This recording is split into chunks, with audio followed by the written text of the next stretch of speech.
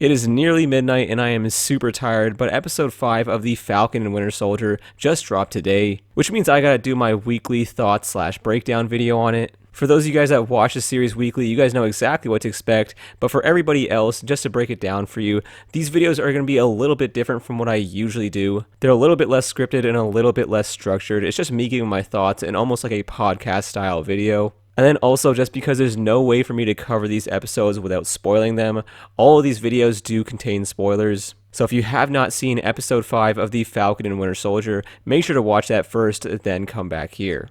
But enough about that, let's get right into it. So the last episode was like the battle before like the climax of a movie, and this episode was more like the calm before the storm. So yeah, this show continues to feel like a regular theatrical film. It's even following the pacing of a movie. And because this episode is more like the calm before the storm, there's not much action, and it's more similar to the earlier episodes, spending time with Bucky and Sam. Over the past 4 episodes, the show has been ramping up constantly, so I actually like that this episode slowed things down a bit and gave us a little bit of a break. Episode 4 was absolutely amazing, but I did actually enjoy episode 5 just as much, just in a different way. Although I do understand why a lot of people dislike this episode, since it did slow things down quite a bit. We do get some action though, which is pretty much concentrated right in the beginning, because this episode picks up immediately after that chilling ending from episode 4. We get to see John really begin to snap. The depressing music, the ringing sounds, and that narrowed in shot, they all help portray just how alone he is and how much he's changed.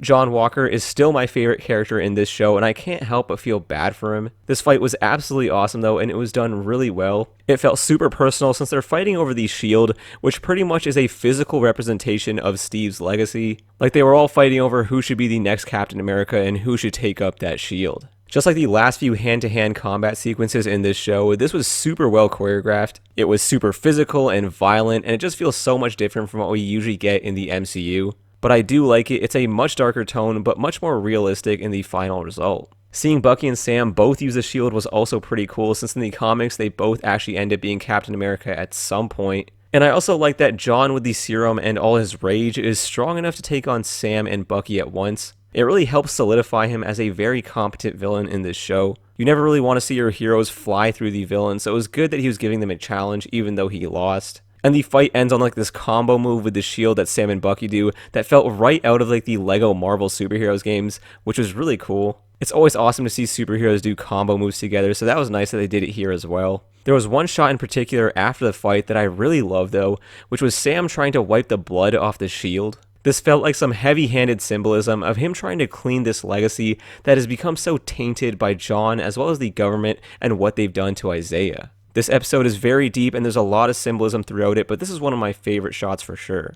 I may be wrong on this, but in the comics, I'm pretty sure Torres ends up becoming the Falcon, so I'm pretty sure Sam leaving him the wings is kind of like hinting at that. Although I don't want to see Sam lose the wings, even though I know he's going to end up becoming Captain America. The wings are just super iconic now, so I want to see him do something similar to what he does in the comics by using the wings and the shield at the same time. So you get a little bit of Falcon and a little bit of Captain America mashed together. After that, we get even more John Walker with his whole testimony in front of the council members that just made me feel so bad for him. Like, he really feels like he's been cheated, and he's not really wrong on that. The government made him who he is, and then they just turned their back on him. Yeah, I know he's the bad guy, but you just can't help but feel he's not entirely responsible for what he's become. This level of depth in a Marvel villain is just way too rare in the MCU. John Walker just may be a top 5 MCU villain. Also, Wyatt Russell is absolutely killing this role as usual. You could just hear so much pain in his voice while he was screaming. It was a great performance. And at the end of that testimony scene, we get to see this new character, Val. I'm not too familiar with the comics, so I'm not sure who Val is supposed to be, but I do feel like I've heard that name before. Either way though, I don't feel like she's going to be doing much this season, but will maybe become a bigger threat in like the next season if there is one. Also, having Julia Louis-Dreyfus in this show was a shock, but I'm glad that she's made her way to the MCU.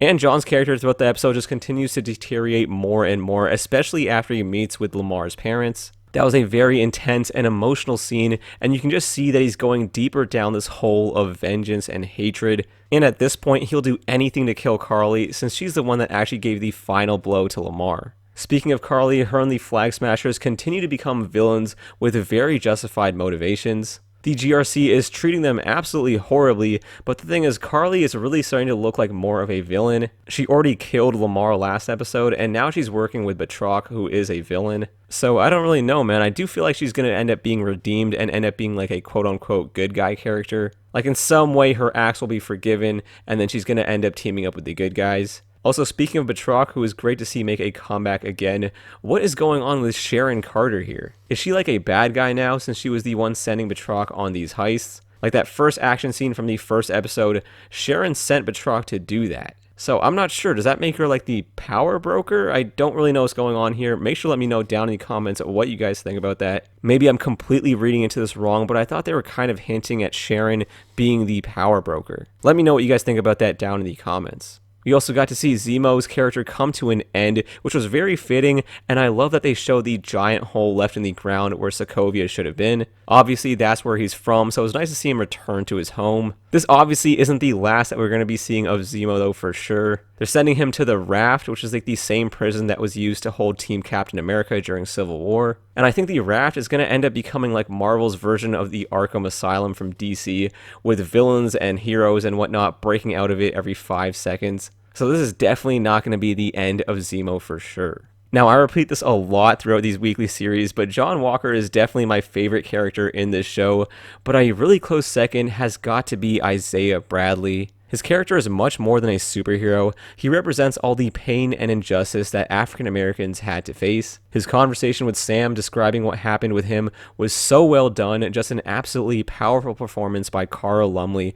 who actually plays Isaiah. His disbelief in the Shield and the role of Captain America is just so justified and understandable, and almost feels like Sam shouldn't take on the mantle of Captain America. Like, his character really brings up a greater conversation about race issues in the United States and North America in general. His generation and generations prior to his had to face some horrible injustices, and he is justified in not wanting to work with or be involved with this new society, regardless of how much it has changed. In his eyes, a black man becoming Captain America is almost disrespecting the African American struggle. And that's pretty much been Sam's arc throughout this entire show, is coming to grips with that. Sam understands his point of view, but at the end of the day, he still hasn't had his hope broken down completely yet, and he still sees that he can reshape what it means to be Captain America and correct the troubled history of the mantle, essentially wiping the blood off the shield. So yeah, that symbolism from earlier on in the episode is really heavy-handed, but I do like that they're doing these connections. This is just such a great topic to be put into a show like this, and I love that Disney is doing this.